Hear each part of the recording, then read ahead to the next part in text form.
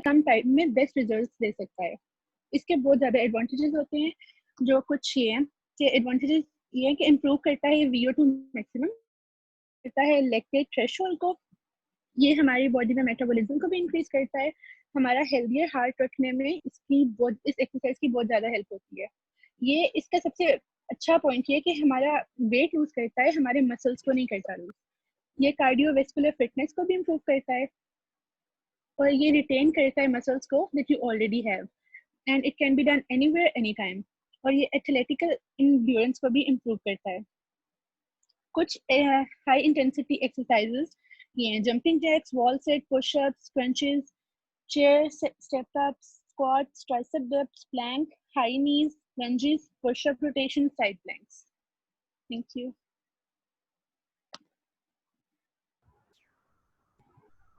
जी रमशा, कुछ ज्यादा आपने शॉर्ट नहीं कर दी अपनी प्रेजेंटेशन? सर मेरा टॉपिक एक पैराग्राफ का था। अच्छा, तो थोड़ा सा इंटरनेट से भी सर्च कर लेना था, थोड़ा सा सर एक्सपेंड। ये अंदर एडवांटेजेस जो है ना इंटरनेट से सर्च किए हुए थे, लेकिन फिर वो अगर मैं इनको एक्सप्लेन करती तो वो बहुत लंबी हो जाती। चलो ठीक है, कोई बात नहीं। जी नेक्स्ट कैंडिडेट स्टार्ट करें। मौलम जमील अगर करना चाहते हैं तो वो कर लें।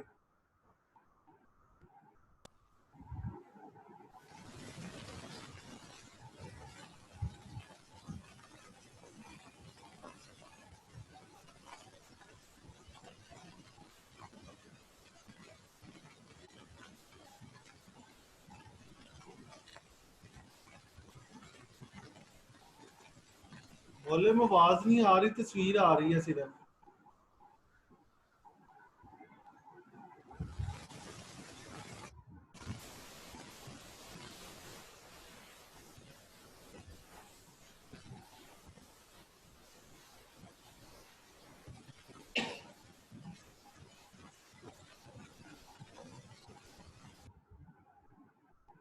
मौलम आपकी आवाज नहीं आ रही।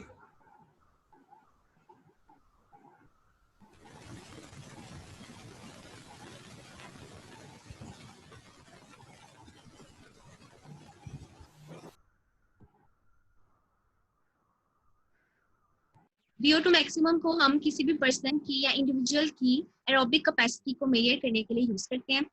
और VO2 मैक्सिमम को मेजर करने के लिए हमारे जो लार्ज मसल ग्रुप्स होते हैं वो यूज होते हैं, ना कि स्मॉल मसल ग्रुप्स। ये VO2 मैक्सिमम है कि मतलब ऑक्सीजन का वही मैक्सिमम वॉल्यूम जो हमारी बॉडी यूटिलाइज करती है ड्यूरिंग एक्सरसाइज। VO2 मैक्सिमम को कैलकुलेट करने के लिए एक फॉर्मूला है, एक इक्वेशन है जिसे हम फिक इक्वेशन कहते हैं, जो कि है VO2 maximum is equal to maximal cardiac output multiply by maximal arteriovenous oxygen difference. Maximal cardiac output क्या है? Heart rate multiply by stroke volume. इन दोनों को जब मैक्सिमल कार्डियक आउटपुट और हम आर्टियोवेनस ऑक्सीजन डिफरेंस को मल्टीप्लाई करेंगे तो हमारे पास VO2 मैक्सिमम आ जाएगी किसी भी पर्सन की। नेक्स्ट हमारे पास है पैराप्लेजिक एथलीट्स। पैराप्लेजिक इंडिविजुअल्स और पैराप्लेजिक एथलीट्स कौन होते हैं? वो पर्सन या इंडिविजुअल जिसका वेस्ट डाउन पैरालाइज हो, जिसका लोअर लिम्ब पैरालाइज हो, हम उनको कहते हैं पैराप्लेजिक इंडिविजुअल्स। और ये मतलब वो पैराप्लेजिक इसलिए होते हैं क्योंकि उनका जो लोअर स्पाइनल कॉर्ड मतलब उनकी लोअर स्पाइनल कॉर्ड इंजरी हुई होती है किसी वजह से, किसी ट्रॉमा की वजह से या किसी एक्सीडेंट की वजह से उनकी लोअर स्पाइनल कॉर्ड इंजरी हो जाती है और वो पैराप्लेजिक इंडिविजुअल कहलाते हैं। व्हील चेयर रेसिंग एथलीट्स इसमें आते हैं। हमने अक्सर ओलंपिक्स में भी देखा होगा कि रेसिंग्स होती हैं, व्हील चेयर एथलीट्स जो परफॉर्म करते हैं तो वो पैराप्लेजिक इंडिविजुअल्स होते हैं। Paraplegic athletes are classified as disabled athletes क्योंकि उनका लोअर लिम्ब पैरालाइज होता है तो इसलिए हम उनको डिसेबल्ड एथलीट्स भी कहते हैं।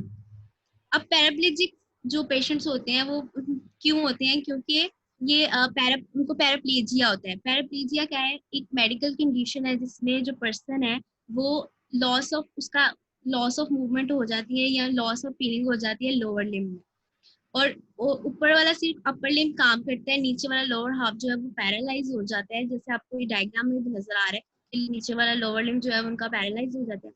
और वो वाले कंप्लीट बॉडी पैरालिसिस को या इंक्लूडिंग आर्म्स, उसको हम क्वाड्रिप्लेजिया और पैराप्लेजिया कहते हैं। Next peak VO2। Peak VO2 क्या है? कुछ जो पेशेंट्स होते हैं जो पैरालाइज होते हैं या जिनको इंजरी हुई होती है, जिनका लोअर लिम्ब काम नहीं करता, उनकी एरोबिक फिटनेस को इवेल्युएट करने के लिए हम आर्म एर्गोमेट्री यूज करते हैं। आर्म एर्गोमेट्री में क्योंकि उनका लोअर लिम्ब नहीं काम कर रहा होता, तो फिर इसलिए हम उनकी आर्म अपर लिम्ब को यूज करके तो हम उनकी जो एरोबिक फिटनेस है वो इवेल्युएट करते हैं। और इसका एक जो तरीका है वो आर्म क्रैंकिंग है। आर्म क्रैंकिंग क्या होती है? जिस तरह हम साइकिल चलाते हैं, उसके पैडल्स चलाते हैं, इस तरह से हम हैंड की मतलब अपने आर्म्स और हैंड यूज करके तो पैडल्स चलाते हैं, तो उससे हम एरोबिक फिटनेस इवेल्युएट कर लेते हैं। हाईएस्ट VO2 कैसे ऑब्टेन होती है? ड्यूरिंग इंक्रीमेंटल, जो मतलब इंक्रीमेंटल आर्म से जो हम VO2 मेजर करते हैं उसको हम VO2 मैक्सिमम नहीं कहते। क्यों? क्योंकि उसमें पूरी बॉडी हमारी यूज नहीं हो रही थी, हमारा सिर्फ अपर लिम्ब यूज हो रहा होता है, इसलिए हम उसको VO2 मैक्सिमम की जगह पीक VO2 कहते हैं। ये देखिए, ये एक पिक्चर है, ये आर्म क्रैंकिंग की पिक्चर है कि मतलब हम यूज करके अपने हाथों से और बाजू से तो हम इसकी एरोबिक फिटनेस को इवैल्यूएट कर सकते हैं। नेक्स्ट, वो वाले पेशेंट्स जो जिनके आर्म्स इतने स्ट्रॉन्ग नहीं होते, आर्म ट्रेन नहीं होते हैं, उनका हम हाई पीक VO2 कैसे ऑब्टेन करते हैं आर्म एर्गोमेट्री से? कि उनका जो पीक VO2 का टेस्ट है उसे हम 50 to 60% पे लेते हैं, ना कि 100% पे। जो एक्सेलरेटेड इंक्रीमेंटल आर्म टेस्टिंग है, जब हम उसे करते हैं तो वो हमारी वो मतलब मसल फटीग को उससे मसल फटीग लिमिट हो जाती है, कम हो जाती है, जिससे हमें हाई पीक वैल्यू मिलती है। नेक्स्ट है कि पीक VO2 इन व्हीलचेयर एथलीट्स। अब कुछ लेबोरेटरीज ने कुछ ऐसी व्हीलचेयर्स को मॉडिफाई किया है जिससे हम मतलब उनकी इवेल्युएट कर सकते हैं पीक VO2 कैसे? व्हीलचेयर को कनेक्ट करके व्हील्स के साथ उसके व्हील्स को साइकिल एर्गोमीटर से कनेक्ट करके, जिसमें रेजिस्टेंस जो है व्हील की वो उसको एडजस्ट करके तो हम उनकी पीक VO2 निकाल सकते हैं। In this condition, wheelchair athletes can be tested using the exact movement they use during race. जब रेसिंग ट्रैक पे जो वो यूज करते हैं, रेसिंग ट्रैक पे जो एग्जैक्ट मूवमेंट होती है वही इस मतलब व्हीलचेयर पे जब हम उनका पीक VO2 मेजर कर रहे होते हैं, यहाँ पर भी उनकी वही एग्जैक्ट मूवमेंट होती है। क्यों? क्योंकि हम यहाँ पे रेजिस्टेंस को अपनी मर्जी से एडजस्ट कर सकते हैं, तो इस वजह से यहाँ पे भी उनकी मूवमेंट वही एग्जैक्ट होती है जो उनकी रेसिंग ट्रैक पे होती है। और आर्म एर्गोमेट्री से ज्यादा सुपीरियर है ये वाला मतलब मेथड, व्हीलचेयर मेथड। इससे ज्यादा अच्छी तरह हम पीक VO2 को मेजर कर सकते हैं। ये देखिए, ये है व्हीलचेयर एथलीट्स के लिए मतलब पीक VO2 मेजर करने के लिए। Thank you. ठीक है Humaida, very good effort. Thank you sir.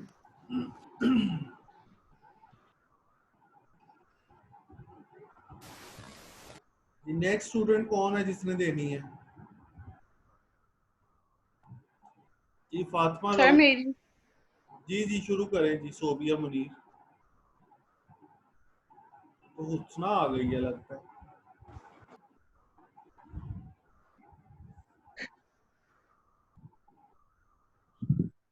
Sir एक बात पूछ,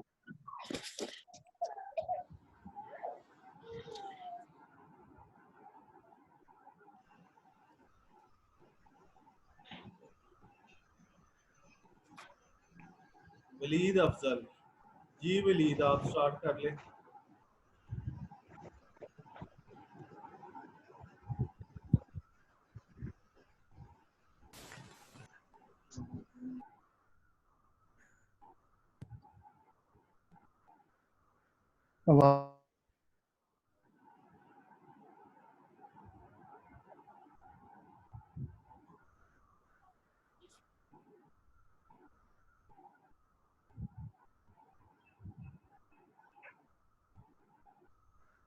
आवाज आ रही है?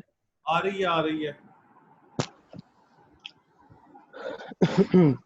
बिस्मिल्लाहिर्रहमानिर्रहीम।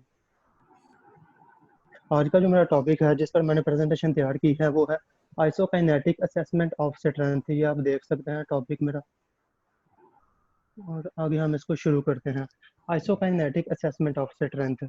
The term isokinetic means moving at a constant rate of speed.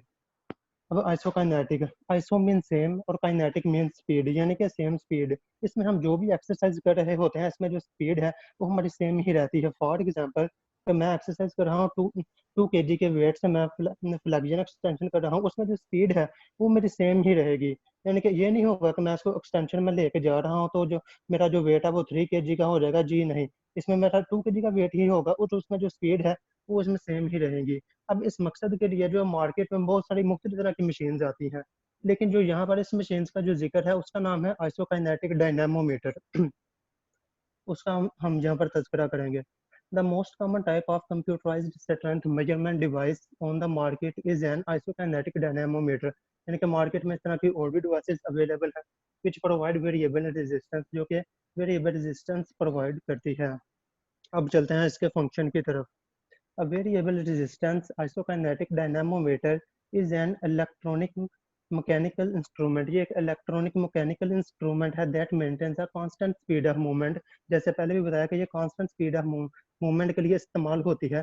Markets में उसमें बहुत सारा मशीन्स अवेलेबल है, लेकिन यहाँ पर जो उसका नाम है आइसोकाइनेटिक डायनामोमीटर, ये नाम आपने याद रखना है। Measuring the performance of different muscle group की परफॉर्मेंस के लिए हम इसको इस्तेमाल करते हैं। डायनामिक मस्कुलर फोर्स की डायनामिक के लिए हम इसको इस्तेमाल करते हैं।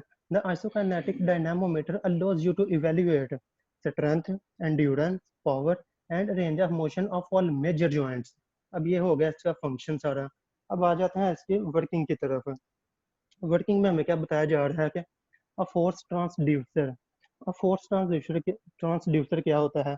ये एक ऐसी ये डिवाइस है जो कि कन्वर्ट करती है variation in physical quantity to electrical signals, जो कि फिजिकल क्वांटिटी को इलेक्ट्रिकल सिग्नल्स में कन्वर्ट करती है।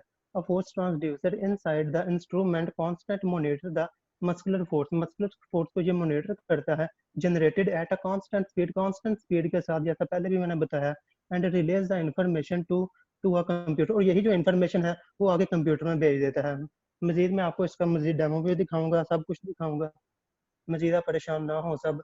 विच calculates the average force generated each time period and joint angle during the movement. अब ये हो गई इसकी वर्किंग, यानी कि इसने सारा कुछ परफॉर्म करना है। अब यह तस्वीर आप देख रहे हैं, अब ये जो मशीन है ये कोई आम तरह की मशीन नहीं है, इसके लिए जो है पूरा मास्टर होना पड़ता है। यानी कि ये देखें, ये पीछे ये जो चेयर है इसके लिए पीछे एक लगा हुआ है घुमाने के लिए, इसको आगे भी होता है पीछे भी होता है, और ये सारा इसको ना सेटअप करने के लिए ना मुकम्मल जो है वो प्रैक्टिस की ज़रूरत होती है। अब मजीद में आगे चला जाता हूँ। Variable resistance measurement of strength several. अब ये है कि मार्केट में और भी बहुत तरह की मशीन अवेलेबल है जो कि रेजिस्टेंस में जो वेरी भी करती हैं ड्यूरिंग डायनामिक मस्कुलर कंट्रैक्शन। आगे इसका जो एडवांटेज देख लेते हैं।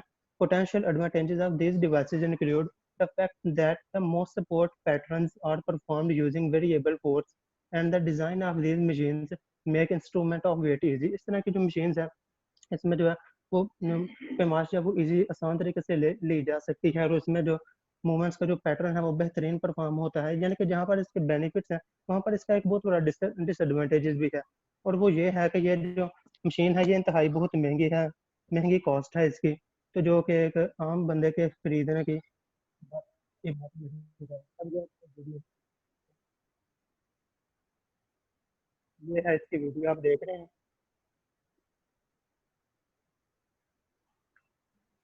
अब ये वीडियो आप इसको ध्यान से देखें। अब ये कुछ इस तरह का ना ये होता है।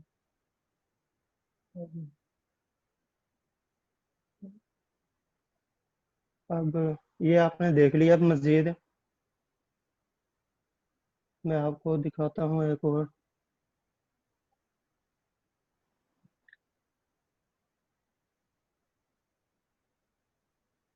मजीद आप इसको देखें, आपको आइडिया हो जाएगा।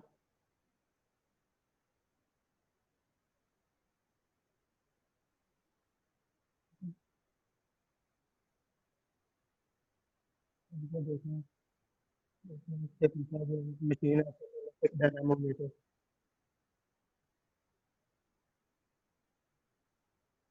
ये आप इसको देखें, आप सभी आपको आइडिया हो जाएगा अच्छे तरीके से। वलीद इसको फॉरवर्ड कर दो जल्दी, क्या सर? फॉरवर्ड कर दो वीडियो को। फॉरवर्ड सर कहाँ करनी है? और भाई ये 5 मिनट की वीडियो है, इतनी लंबी वीडियो ना चलाओ इसमें प्रेजेंटेशन में। सर मैं इसको आगे आगे करता हूँ, बस हल्का सा आइडिया दे दो। आगे आगे करते जाओ यार। बंद कर दो सर। ओके, सर कह अब रहे हैं ये ये आपको, आप ना स्किप कर देते हैं। चलें ठीक है, आपको इसका आइडिया हो चुका होगा हल्का सा। अब यही है isokinetic dynamometer. Okay, so that's all from my side. Sir मैं दे दूं? जी हुसना आप दे दें, स्टार्ट करें। सर मैंने भी करनी है स्टार्ट। आप भी करें भाई। सर वो गवर्नमेंट ने तो बोला 20% फी डिस्काउंट का, तो ये की क्यों नहीं होने वालों ने? भाई पता नहीं क्यों नहीं हुई, अभी बता दे। सर हो गई है मैंने अभी स्क्रीन तक पे नहीं करवाई, मैंने कहा शायद अल्लाह को हो पाए, उन्हें माफ कर दे मुझे।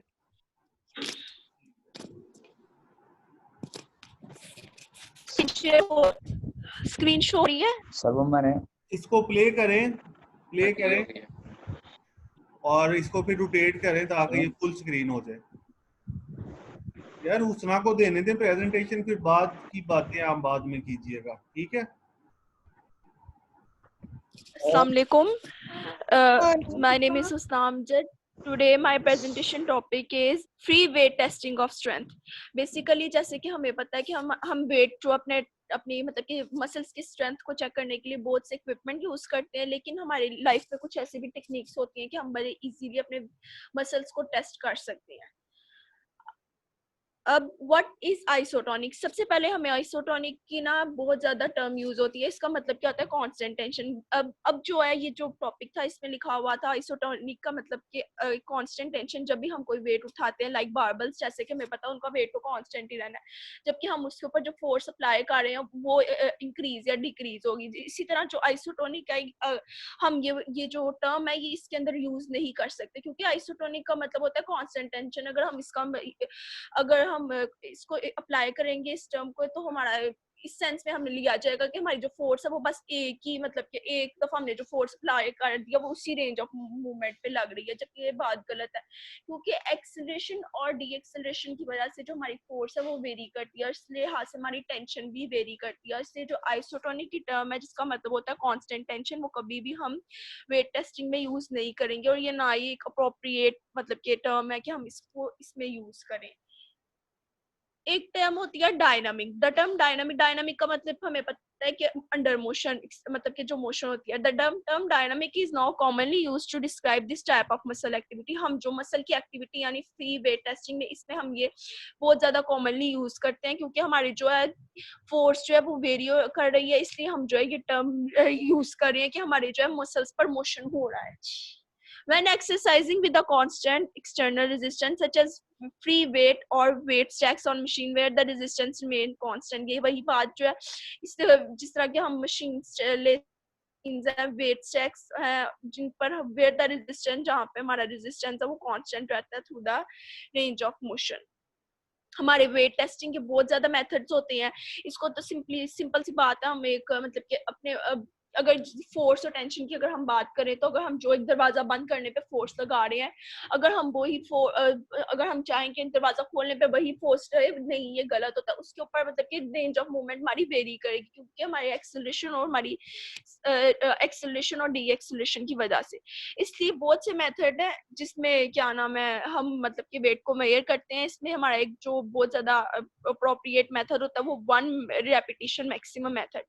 The 1 repetition maximum test is a measure of maximal weight in a subject can lift with 1 repetition. इसमें तो ये होता है कि जो हमारा सब्जेक्ट है वो एक ही दफा, ये नहीं है कि सब्जेक्ट ने एक दफा ही हैवी चीज उठा लिया, बल्कि उससे उसकी इंजरी होने का खतरा होता है। इसलिए हम क्या अक्सर आपने ये देखा होगा, टीवी में भी दिखाते हैं या कोई मूवीज में भी दिखाते हैं कि जो हम वेट है वो सबसे पहले इसका प्रोसीजर भी सिर्फ ऐसे कि 1 रेपिटेशन में कैसे होता है कि हम पहले कोई लाइट सी चीज उठाते हैं कि हमारी जो है ना बॉडी आहिस्ता आहिस्ता कोई हैवी चीज की तरफ है। इसका भी प्रोसीजर सेम वैसे ही है कि जो हमारा मसल्स है ना वो सबसे पहले लाइट वेट उठाएंगे ताकि जो वो इजीली उठा ले। फिर हाँ, जब उसकी बॉडी वार्म अप हो जाएगी ना, फिर वो आहिस्ता आहिस्ता अपने वेट को इंक्रीज करेगा। जिस तरह जब उसका वो कोई थोड़ा बहुत हैवी वेट इजीली उठा लेगा ना, तो फिर वो जो है 1 रेपिटेशन टेस्ट हम करेंगे कि वो इजीली एक कोई भी हैवी चीज उठा रहा है।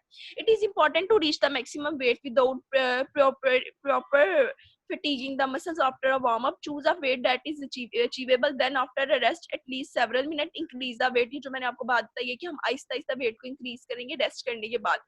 That lead to subsequent weight until they can only repeat one full and correct lift of the that weight. वो ये अब ये एग्जाम्पल ये डायग्राम में आपको पता चल रहा है कि इजीली बंदा को अगर जिस तरह के मैं फर्स्ट टाइम जा रही हूँ मुझे कहा जाए कि इजीली उठा लो तो ये बहुत ज्यादा मुश्किल होगा. सबसे पहले हम उससे बॉडी को वार्म अप करेंगे, उससे लाइट वेट उठाने की आदत डालेंगे. यानी हम छोटे से बड़े की तरफ आते हैं, एकदम बड़े पे नहीं हमने कभी भी जाना. मसल में फटीग होने का बहुत ज्यादा खतरा होता है. अब ये जो अगला हमारे पास एक इंस्ट्रूमेंट होता है, ये थोड़ा चीप इंस्ट्रूमेंट होता है इसलिए हम इसे यूज कर लेते हैं, घर में भी इजीली यूज किया जाता है. इसे हम बोलते हैं डायनेमोमीटर. इसमें क्या होता है, इसको हम हैंड में पकड़ते हैं. Hand grip dynamometer have been used. ये जो हमारे मसल्स की स्ट्रेंथ को पता चलाता है कि कितनी हमारे मसल्स की स्ट्रेंथ है. Dynamometer operate in the following way. When force is applied to the dynamometer a steel spring is compressed. जब हम डायनेमोमीटर को अपने हाथ में पकड़ते हैं उसके ऊपर फोर्स लगाते हैं, जो हम उसका जो स्टील है वो कंप्रेस कर जाता है और and move a pointer along a scale. और जो पॉइंटर है वो मूव करता है उसका. अब जो है ये डायनेमोमीटर जो हमारे ये बहुत ज्यादा चीप इंस्ट्रूमेंट और इसके एडवांटेजेस हम पढ़ लेते हैं. ये जो डायनेमोमीटर है इसका ये लो कॉस्टिंग इक्विपमेंट है, इसलिए जो हम इससे फ्री वेट टेस्टिंग में ऐड करें कि ये बहुत ज्यादा लो कॉस्ट होता है. इसमें जब हम फोर्स अप्लाइड ये स्पेसिफिक मूवमेंट करवाता है. और जो इसके डिसएडवांटेजेस ये होंगे कि इसमें जो होता है मसल की इंजरी यानी जो सब्जेक्ट है उसकी इंजरी होने का खतरा होता है, क्योंकि ये जो है ये प्रॉपर इंफॉर्मेशन भी अप्लाई नहीं करता कि हम कितनी फोर्सेस पे अप्लाई कर रहे हैं. सो सर ये डायनेमोमीटर की पिक्चर है, इस तरह का ये इंस्ट्रूमेंट होता है. So sir that's all from my side. ठीक है उसना, वेरी गुड प्रेजेंटेशन. और नेक्स्ट स्टूडेंट जो भी हैं वो स्टार्ट करें अपनी प्रेजेंटेशन.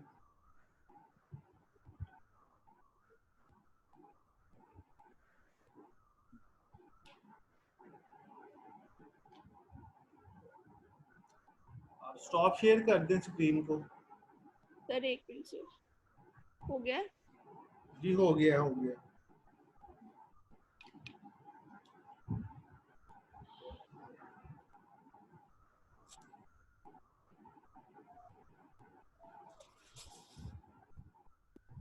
Assalamualaikum. जी वालेकुम अस्सलाम. My name is Molim Jamil and today my presentation topic is थोड़ा injuries. सा ऊंचा बोले मौलम, थोड़ा सा ऊंचा बोले. My presentation topic is injuries and its endurance training. I have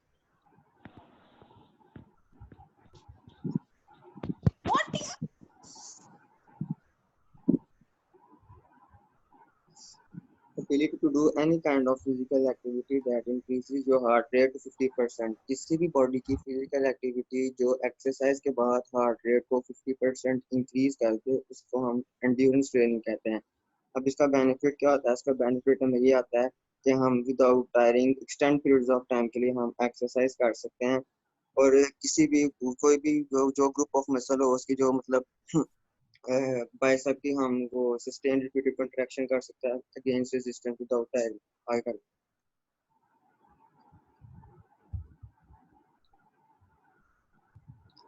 आगे टाइप्स ऑफ एंड्योरेंस. दो टाइप्स आती है हमारे पास, एक स्पेसिफिक एंड्योरेंस और एक जनरल एंड्योरेंस. स्पेसिफिक एंड्योरेंस में हमारे पास आता है कि किसी भी स्पेसिफिक मसल की हम एक्सरसाइज करवाते हैं. फॉर एग्जांपल अगर हम बाइसेप की एक्सरसाइज करते हैं तो हम हमारे सिर्फ जो एंड्योरेंस जनरेट होगी वो बाइसेप की डेवलप होगी. लेकिन अगर हम जनरल एंड्योरेंस में करते हैं तो हमारी पूरी बॉडी की आती है. फॉर एग्जांपल अगर हम रनिंग करते हैं तो रनिंग से हमारी पूरी बॉडी की जो एंड्योरेंस डेवलप होती है. आगे तीन प्रिंसिपल आते हैं ट्रेनिंग के, एक ओवरलोड, रिवर्सिबिलिटी और स्पेसिफिसिटी. ओवरलोड में जो आता है जितना ज्यादा हम बॉडी पर लोड डालेंगे उतना ज्यादा हमारी बॉडी वेट को बियर करेगी और उतनी ज्यादा हमारी वेट को उठाने की एंड्योरेंस डेवलप होगी, जिससे हम ओवरलोड कहते हैं. जो रिवर्सिबिलिटी है उसको हम सिंपल ये कह सकते हैं तो बॉडी का दोबारा रीशेप में वापस आ जाना. फॉर एग्जांपल अगर हम 3 महीने जिम करते हैं तो चौथे महीने हम नहीं चाहते तो हमारी जो बॉडी होगी वो वापस से रिवर्स हो जाए, लग जाएगी. हमारी बॉडी पहले थी मतलब लटकना शुरू हो जाएगी, वैसे हमारी बॉडी रीशेप में आ जाएगी. आगे स्पेसिफिसिटी में वही आ जाता है जो हम किसी स्पेसिफिक मसल की एक्सरसाइज करते हैं ना, उसे हम स्पेसिफिसिटी कहते हैं.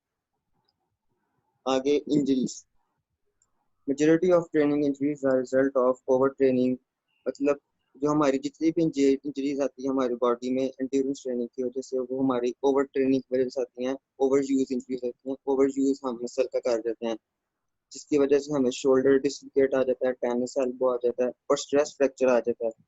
अब ओवर यूज इंजरी में हमें या तो शॉर्ट टर्म इंजरी होगी या लॉन्ग टर्म की वजह से होगी, या हाई इंटेंसिटी या लो इंटेंसिटी। लॉन्ग टर्म और शॉर्ट टर्म में ये आ जाएगा कि अगर हम फॉर एग्जांपल हम नॉर्मल रूटीन से हटकर ज़्यादा एक्सरसाइज कर लेंगे या कम कर लेंगे तो हमारी जो एंड्योरेंस ट्रेनिंग में आगे वो बैलेंस में रद्द-बदल आ जाएगी, या हाई इंटेंसिटी या लो इंटेंसिटी में वेट में फ़र्क आ जाएगा। इसलिए हमें सिलेक्ट करनी चाहिए कौन सी टाइप की हमने एक्सरसाइज करनी है कि जिसमें ज़्यादा एथलीट को रिस्क फैक्टर ना हो इंजरी का। आगे हम ओवर ट्रेनिंग से अवॉइड कैसे कर सकते हैं? ओवर ट्रेनिंग से हम अवॉइड इस तरह कर सकते हैं कि सबसे पहले तो हम ज़्यादा वेट उठाने से हम गुरेज करें, हम 10% रूल अप्लाई करें। 10% रूल में ये आता है कि हम जिस तरह इस एग्जांपल लिखी है कि a man runs for 100 meter a day, he should increase 10 meter next day and same as further.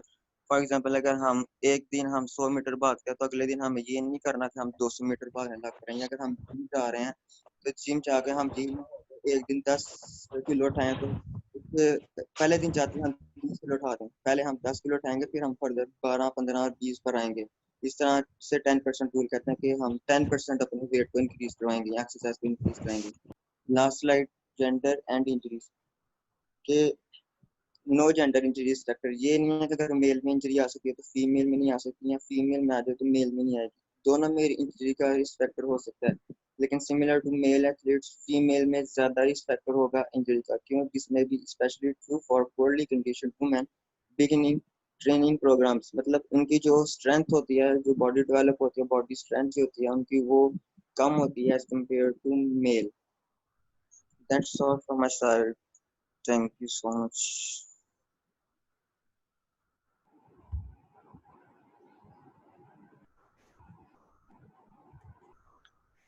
ठीक है मौलिम, नेक्स्ट स्टूडेंट जो अपनी प्रेजेंटेशन देना चाहते हैं वो स्टार्ट करें।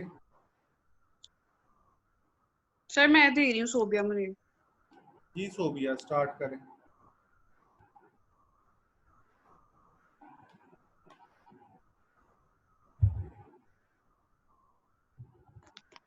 Assalamu alaikum. My name is Sobia Munir, and today the topic for my presentation is evaluation of muscular strength. So before knowing what is muscular strength, we have to know about what is muscular strength.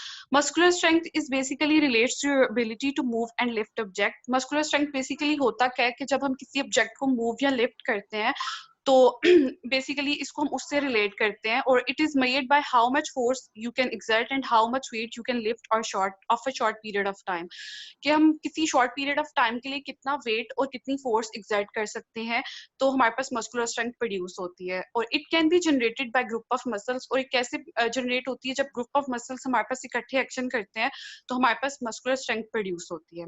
उसके अलावा अगर हम exercises देखें कि हमारे कौन सी ऐसी exercises हैं जो हमारे अंदर मस्कुलर स्ट्रेंथ प्रोड्यूस करेंगी, तो वो एज फॉलोज हैं। इकरा नेक्स्ट स्लाइड करना था। उसमें सबसे पहले वेट लिफ्टिंग आ जाता है, बॉडी वेट एक्सरसाइजेज आ जाती हैं, रनिंग, साइकिलिंग वगैरह और क्लाइंबिंग हिल्स वगैरह। ये सारी ऐसी एक्सरसाइजेज हैं जो हमारे अंदर मस्कुलर स्ट्रेंथ प्रोड्यूस करती हैं। उसके अलावा हम अगला जो मेन हमारा टॉपिक है वो basically evaluation of muscular strength है। तो एवेल्युएशन ऑफ मस्कुलर स्ट्रेंथ के लिए हमारे पास 4 मेन टॉपिक्स, 4 मेथड्स होते हैं। सबसे पहला हमारे पास जो मेथड है वो आइसोमेट्रिक मसल टेस्टिंग है, जो कि बेसिकली जो मसल है वो एक असेस, जिस मसल को हमने एक्सेस करना होता है वो एक प्रॉपर लेंथ के ऊपर होता है, और उसके अंदर हम प्रॉपर मैक्सिमम जो फोर्स है वो प्रोड्यूस करते हैं। तो ये बेसिकली आइसोमेट्रिक मसल टेस्टिंग इसको कहते हैं।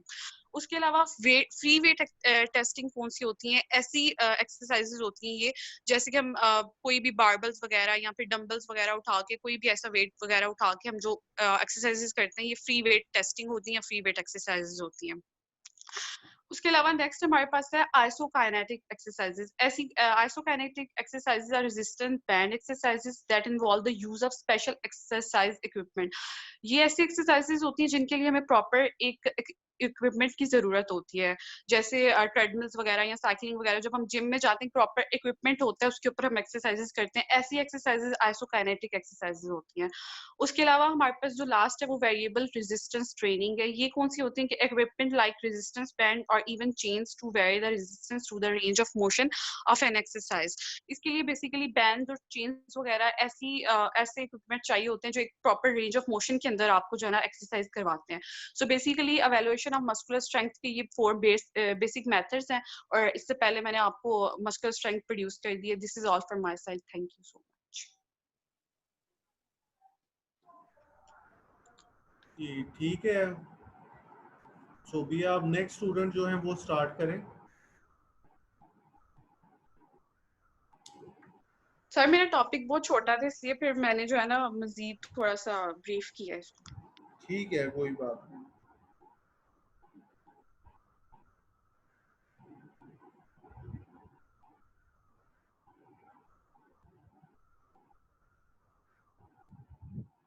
ये नेक्स्ट स्टूडेंट कौन है जी?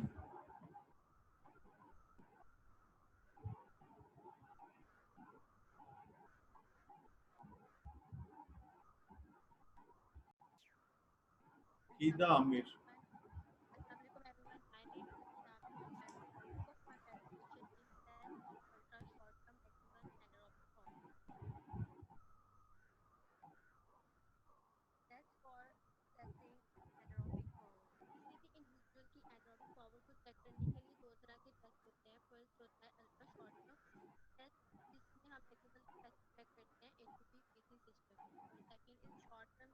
स्टार्ट करें कीदा आमिर, F5 दबाएं।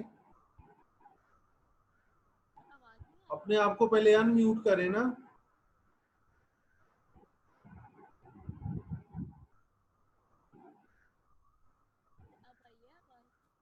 टेस्ट जिसमें हम ओवरऑल एनारोबिक कैपेसिटी को चेक करते हैं। इसको फुल स्क्रीन करें, F5 दबा के इसको फुल स्क्रीन करें। अल्ट्रा शॉर्ट टर्म टेस्ट, इसमें कुछ प्रैक्टिकल फील्ड टेस्ट आते हैं जिनके थ्रू हम एटीपी पीसी सिस्टम की मैक्सिमम कैपेसिटी चेक करते हैं कि ये शॉर्ट पीरियड ऑफ टाइम में कितने एटीपी जनरेट करेगा। इन टेस्ट को जिनको हम परफॉर्म करते हैं इनको हम पावर टेस्ट भी कहते हैं। नेक्स्ट है power test. Power test mean जिसमें हम पावर चेक करेंगे एटीपी पीसी सिस्टम की। एटीपी पीसी सिस्टम एक ऐसा सिस्टम है जिसमें बॉडी को एनर्जी मिलती है, इमीडिएट एनर्जी प्रोवाइड करता है ये बॉडी को through the breakdown of high energy phosphates. और इसमें इसका फार्मूला जो हमने पहले भी पढ़ा था पावर का, F into D divided by T, जिसमें F फोर्स है, डी डिस्टेंस है एंड टी टाइम है। पावर टेस्ट में आगे 4 टेस्ट आते हैं: jumping power test, running power test for American football, running test for soccer and cycling power test. Jumping power test, पहला test है jumping power test. इसको evaluate करने के लिए फर्दर 2 टेस्ट परफॉर्म किए जाते हैं जिसमें एक है standing long jump and second is vertical jump. इन दोनों से हम एक इंडिविजुअल की एक्सप्लोसिव एनारोबिक पावर को चेक करते हैं। स्टैंडिंग लॉन्ग जंप में इंडिविजुअल हॉरिजॉन्टल डिस्टेंस कवर करता है जंप लगा के थोड़ी क्राउच पोजीशन में, मतलब बेंडेड पोजीशन थोड़ी सी होती है, उसमें नीज बेंड होती है एंड बैक डाउनवर्ड होती है। और वर्टिकल जंप में वर्टिकल जंप लगाएगा एथलीट और एक स्पेसिफिक हाइट को टच करेगा, जैसे सेकंड पिक्चर में शो किया गया वो है वर्टिकल और फर्स्ट वाली है हॉरिजॉन्टल जंप। तो ये दोनों टेस्ट फेल हो गए थे क्योंकि ये प्रॉपर वे में मैक्सिमल एटीपी पीसी सिस्टम की कैपेसिटी को सेंस नहीं करते। सेकंड टेस्ट है running power test for American football. इसमें पावर को वैल्यूएट करने के लिए जो टेस्ट यूज होता है वो 40 यार्ड डैश टेस्ट है, जिसमें हम पावर का आउटपुट चेक करते हैं फुटबॉल प्लेयर्स का। 40 यार्ड डैश का मतलब है कि एक प्लेयर 40 यार्ड जो कि ऑलमोस्ट 36.58 मीटर का डिस्टेंस बनता है, इस डिस्टेंस को बहुत तेज भाग के ट्रेवल करता है जिसको हम कहते हैं स्प्रिंट। इस टेस्ट में जो टाइम रिकॉर्ड होगा उससे हमें एक इंडिविजुअल की पावर आउटपुट का पता चलेगा। एक और टेस्ट जो इसमें यूज होता है वो है shorter run with changes in direction. इसमें भागने का डिस्टेंस 10 to 20 यार्ड्स होगा, मगर इसमें इंडिविजुअल अपनी डायरेक्शंस को चेंज करेगा रिपीटेडली। थर्ड टेस्ट है रनिंग टेस्ट फॉर सॉकर। इसमें जो टेस्ट परफॉर्म किए जाते हैं इनके 2 एम होते हैं। पहला कि मोटर स्किल जो रिक्वायर होती है सॉकर के प्लेयर्स के लिए वो चेक होती है, सेकेंडली फिटनेस चेक की जाती है एक प्लेयर की फॉर सॉकर। इसमें एरोबिक और एनाएरोबिक पाथवेज यूज होते हैं एटीपी को प्रोड्यूस करने के लिए। और जो मोस्ट पॉपुलर टेस्ट इसमें यूज होता है जिसमें हम परफॉर्मेंस के साथ साथ मेटाबॉलिक रिस्पॉन्सेज भी चेक करते हैं एथलीट के, उसका नेम है लॉन्गबर्ग इंटरमीडिएट शटल टेस्ट। ये एक रन टेस्ट है जिसमें प्लेयर का एक्टिविटी पैटर्न चेक किया जाता है 90 मिनट्स के मैच में। और इसमें इंटरमीडिएट शटल रनिंग करवाई जाती है 20 मिनट के डिस्टेंस पे, और 20 मिनट के डिस्टेंस पे मार्कर स्पेस किए होते हैं जहाँ से प्लेयर को पता लग जाता है कि यहाँ पे इसका 20 मीटर्स का डिस्टेंस खत्म हो गया। नेक्स्ट है साइक्लिक पावर टेस्ट। इसमें क्यूबैक 10 सेकंड टेस्ट यूज होता है एनारोबिक पावर को चेक करने के लिए साइक्लिस्ट की। ये छोटा और रिलायबल टेस्ट होता है, जैसे नेम से ही पता चल रहा है कि ये 10 सेकंड्स के लिए होगा टेस्ट। इसमें हम एथलीट को कहते हैं कि साइकिल पे बैठ जाओ, जो कि एक स्टेशनरी साइकिल होती है जिसे साइकिल एर्गोमीटर कहते हैं, जिसकी कंस्ट्रक्शन कुछ इस तरह है कि इसके साथ एक कंप्यूटर होता है जो वर्किंग कैपेसिटी रिकॉर्ड करता है एथलीट की जब वो साइकिल पे बैठ के वर्क करेगा। और इसमें फोटो सेल होते हैं जो कि फोटो इलेक्ट्रिक सेल है जो लाइट एनर्जी को कन्वर्ट करता है इलेक्ट्रिकल एनर्जी में, और ये ऑब्जर्व करता है फुल फ्लाई व्हील की रेवोल्यूशंस को, मतलब कितने टाइम उसने रेवोल्यूशंस की हैं, और कंप्यूटर ये रिकॉर्ड कर लेता है और पता चल जाता है कि एथलीट ने 10 सेकंड्स में कितना वर्क किया है। इस वर्क को परफॉर्म करने से पहले हम इंडिविजुअल को वार्म अप करवाते हैं, और वार्म अप उसका 5 मिनट्स का होगा। इसमें इंडिविजुअल ने पैडलिंग करनी होती है, इसलिए फिर हम डिस्टेंस भी पैडल के लेवल पे ही देते हैं according to the fitness of the athlete. और ये टेस्ट 2 दफा परफॉर्म करवाया जाता है 10 मिनट्स के गैप से। फिर दोनों टेस्ट का हम एवरेज बता देंगे in the form of P. इस टेस्ट में साथ इन्वेस्टिगेटर भी होता है जो वर्बल मोटिवेशन देगा during this time of test. और इसका जो प्रोसीजर मैंने बताया वो इस लिंक में है। That's it, thank you.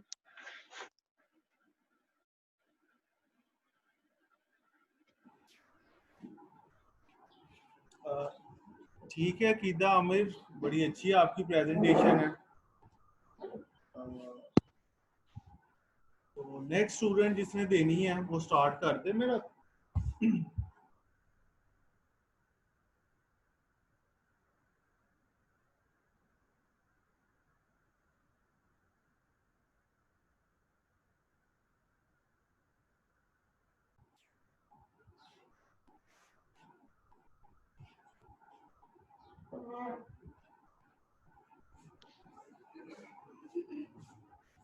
Screen share हो रही है?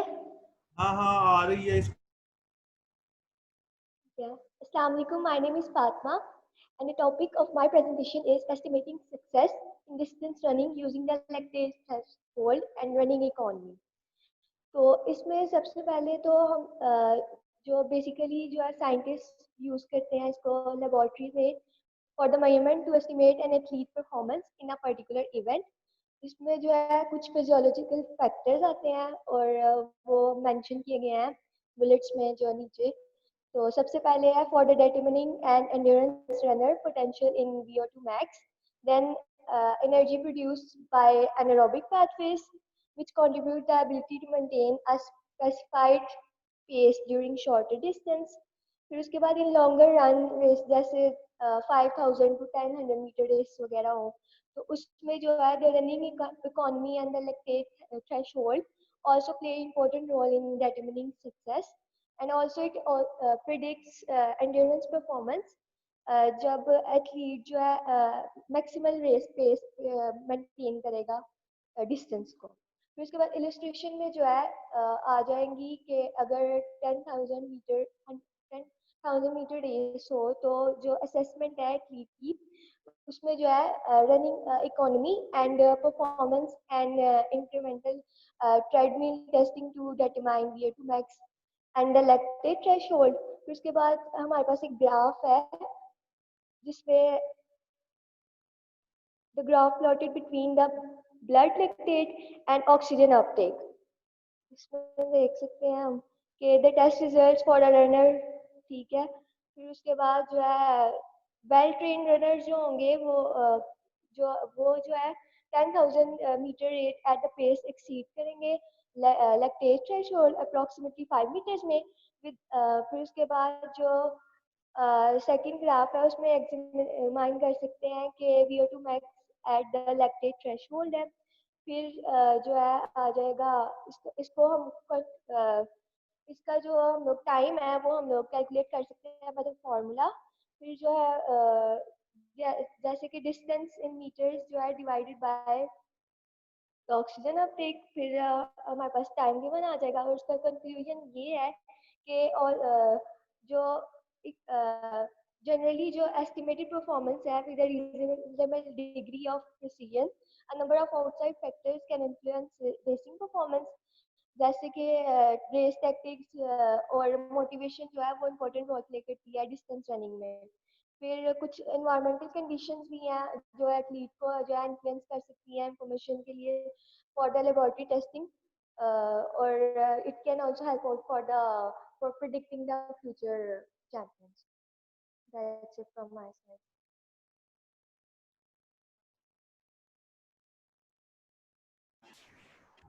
अच्छा फातिमा रऊफ बट आपने पॉइंट्स की फॉर्म में अगर लिखती तो वो ज़्यादा अच्छा था। आपने पूरे पूरे पैराग्राफ्स कॉपी पेस्ट किए हुए हैं तो सर प्रेजेंटेशन इसमें ये था कि इसमें कोई वो गूगल से तो मेरे लिंक आ रहा था और जो बुक में था ना वो वाला फिर मैंने जो है ना देख के मुझे वो भी मतलब कि इतना ज़्यादा नहीं था, ज़्यादा वो उसमें यही था कि लाइक एग्जाम्पल वगैरह, तो फिर इसलिए मैंने जो है मुझे जो समझ आ रहा है। चलें ठीक है जी। नेक्स्ट स्टूडेंट सर मैं दूं दे दें जी। प्रेजेंटेशन। कौन है वर्दा? Yes sir. दे दें दे दें।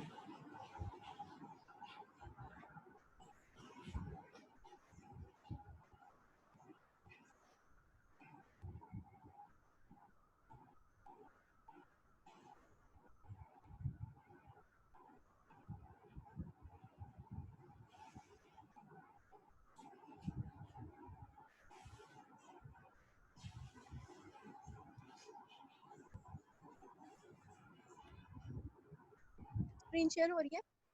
हो रही है हो रही है।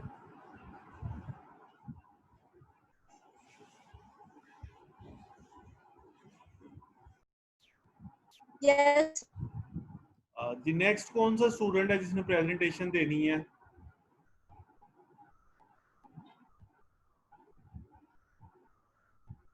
Any student left who has prepared presentation for today?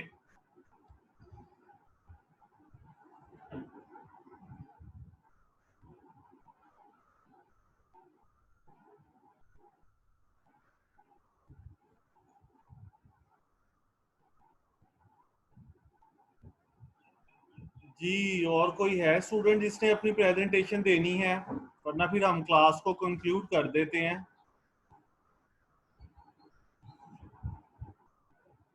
ठीक है मेरा ख्याल 10 स्टूडेंट्स पूरे हो गए हैं, तो बाकी स्टूडेंट्स हम इंशाल्लाह फिर नेक्स्ट क्लास में उसको कंटिन्यू करेंगे। जो स्टूडेंट्स रह जाएंगे उनके लिए हम मेकअप क्लासेस रख लेंगे। और आप लोगों के लिए मैसेज भी हैं 3-4 यूनिवर्सिटी मैनेजमेंट की तरफ से। एक तो एग्जाम फॉर्मेट आपको पता चल चुका है 40% और 60%, जिसमें से 10-20 नंबर का आपने टेक होम एग्जाम लेना है और बाकी आपके ऑनलाइन प्रोजेक्ट्स हैं, असाइनमेंट्स हैं, क्विज हैं, प्रेजेंटेशंस हैं। ठीक है, इस तरह की चीज़ें हैं जो कि रेस्ट ऑफ द 80 to 90% और वाइवा भी है इंक्लूड होंगी। ठीक है, सेमेस्टर फ्रीज करने की ऑप्शन अब जा चुकी है।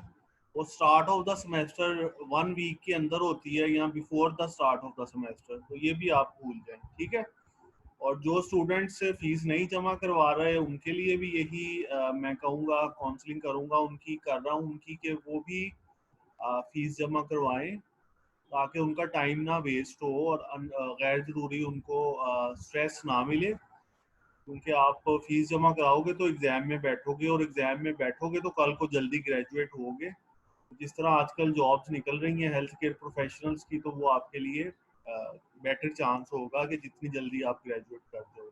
ठीक है, और कोई भी अगर आपको इशू है तो आप व्हाट्सएप पे मेरे साथ इन टच रहते हो। ठीक है, तो आज का हम जो क्लास है उसको हम कंक्लूड कर रहे हैं। Thank you very much. अच्छे मार्क्स आपके मैंने लगाए हैं आज के। सारे स्टूडेंट्स के 8 से 9 के दरमियान मार्क्स हैं, तो इससे ज़्यादा मार्क्स नहीं मैं देता। 10 तो बिल्कुल ही नहीं मैं कभी यानी कि दिए किसी को। तो 9 या 9.5 तक मैक्सिमम मैं रखता हूँ मार्क्स आपके। तो इतने भी आज भी इतने ही हैं, आप अपना टॉपिक कवर करते हो, अच्छी सी प्रेजेंटेशन बनाते हो, तो दैट्स फाइन। नंबर सेकंड कि आप सारे अपनी प्रेजेंटेशंस मुझे ईमेल कर दो ताकि as an evidence I can put those on the Moodle LMS। ठीक है जी, ओके फिर अल्लाह हाफिज, टेक केयर।